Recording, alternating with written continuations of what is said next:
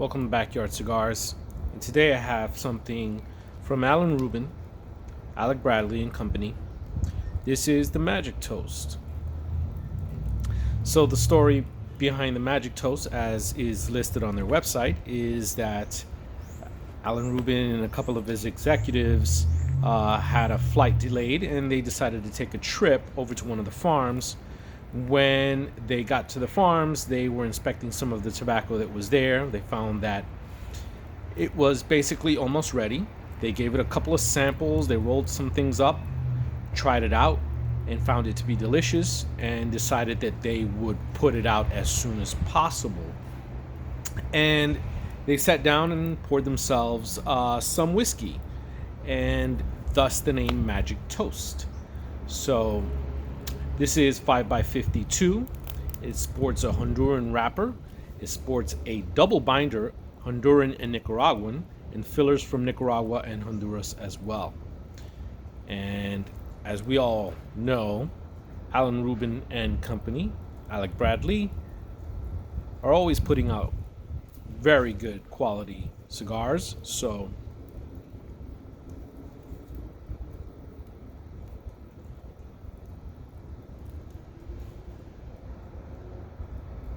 very nice draw. Some spice notes up front.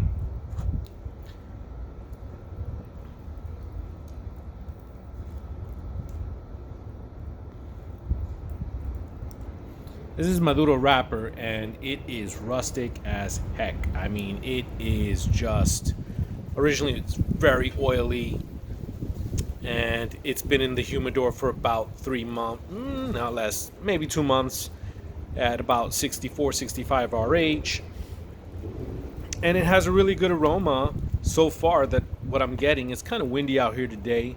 Even though it's 50 degrees, it is extremely windy. So sometimes that and the temperature can affect the way you smell the cigar.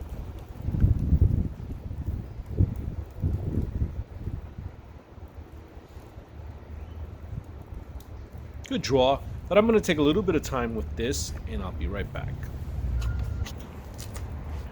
Okay, so I've spent some time with this cigar, and let's just be brutally honest here. It's a decent cigar. It's not offensive in any way. It's got some nice, spicy, earthy character up front. It's medium bodied, medium strength. It burns a little quicker than I anticipated, but you know, that could also be the wind. It's kind of windy here today. I'm not overly impressed with the cigar, with the flavors. That's just me being honest here. I don't think it's a bad cigar. I just think that I expected a little more, perhaps. The backstory kind of hyped it up a little bit. So I guess that's just what happens when you hype certain things up and you have certain expectations. But I'm never going to lie to you guys. I love Alan Bradley and his company.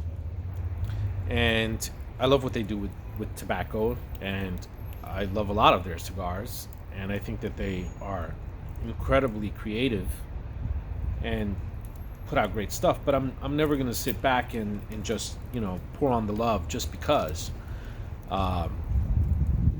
It's an okay cigar for $8 or $9 that most online sites sell it for, without you know, naming too many cigars. There are just so many cigars in that price range where you can potentially have a much better experience. That said, if you want a nice, smooth, slightly spicy, and what I anticipate will be much more spicier cigar towards the final third, then this would be for you. And if you're brand loyal, you're not going to be disappointed as so much as you might have thought that this would have been something more than what it is. I guess that is disappointment.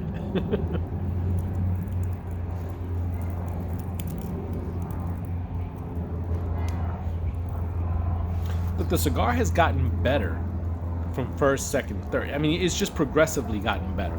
It is not a bad cigar. It's got a little bit of sweetness coming off of the wrapper. It's got that spiciness and that earthiness, and it's got a good draw. The construction is good. The double binder. I mean, it's got a lot of good things going for it. So I'm not gonna say it's not worth trying. I just didn't feel overly impressed by it.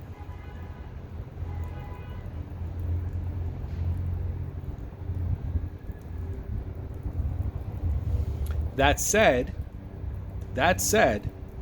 if you ask me, Jose, would you smoke it again? I would say yes, I would smoke it again, and I would try it under warmer temperatures just to see if there's any difference whatsoever. Like I said, today's 50 degrees, kind of windy, despite the warm fire burning next to me. This isn't. It looks like it could be a U.S. Connecticut broadleaf wrapper, but it's not. It's Honduran Maduro. I think it's considered to be a pretty tough wrapper, but temperature has a way of playing tricks on cigars. I'll tell you a true story right now is that my original review for today was going to be the Macanudo 1997 vintage Robusto, and that comes with the metal band around it, that heavy metal band that can serve as a cigar holder. And I put it down as I was lighting my fire to acclimate, and lo and behold, when I go back to it, I already see the wrapper starting to unravel and crack just from 50-degree temperature. Now, I've smoked that cigar before, and I remember when I smoked that cigar a year or two ago, it also had some wrapper issues. Could it be the age of the wrapper from 1997 vintage? I don't know. Maybe that might make it a little bit more delicate, despite the fact that it's really dark, oily wrapper. But along the way, sometimes when I'm preparing to do a review and I choose a cigar, sometimes things do go wrong. Sometimes I can carry out the review, as I did with the Cuban Romeo y Julieta, but there are times where I just don't feel it's worth it. With the Macanudo that I had in my hand, too much of the wrapper had peeled and cracked. And I lit it up anyway, and I started to smoke it, and I was basically smoking the filler with the binder. The binder was intact. But I thought to myself, okay, this has got a nice Honduran binder on it. It's kind of spicy, tastes okay. I can probably smoke this. Probably. But this is not what the cigar would have been intended to taste like. This is not what... I'm not going to taste what they intended for me to taste. So, yeah, I can smoke it just to say I did, but having already had it, I said, let me put it out of its misery, and so I did.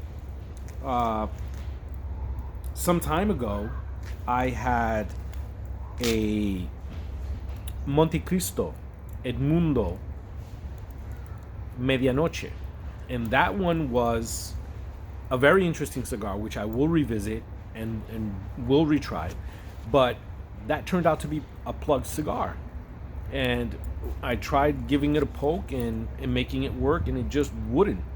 So eventually I had to quit that one and put it out of its misery. So sometimes things don't go as you expect with a cigar. There are reasons. That was a plugged Medianoche. I'm gonna buy another one, give it a shot, give it a solid chance at reviewing it, because I thought it was gonna be a great cigar. With the Macanudo, well, it's a delicate wrapper. I do know this. So perhaps try it again in the summertime. And in this cigar, who knows, will probably taste a lot better under warmer temperatures.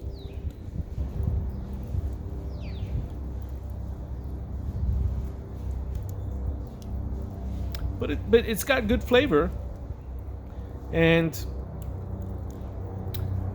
if I had to tell you, I would say give it a shot. I'm not going to be one of these reviewers or people that's just, I'm smoking a cigar and I say, oh, I wasn't overly impressed, so you shouldn't be either. And I doubt you will be. That's not the case. Because I wasn't overly impressed does not mean a thing. It just only means that how I feel. You, on the other hand, may end up loving the cigar and it may find its way into your regular rotation and find a permanent spot in your humidor, because there isn't enough negative things to say about it. Actually, if I had only one negative thing to say about it, is that it's burning rather fast. But that's that again. That could just be because it's very windy out here.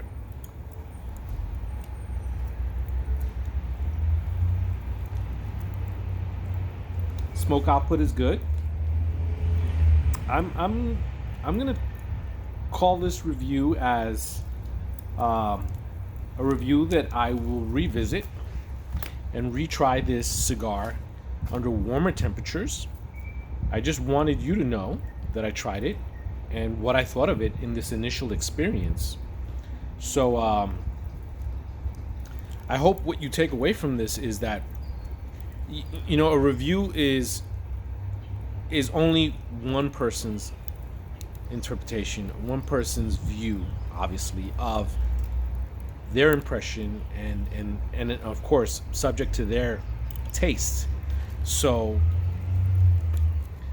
take away from it what you can, but still give it a shot, because it's a decent cigar, and I will revisit it under warmer temperatures to see what it holds. Thank you for watching. Till next time, Backyard Cigars.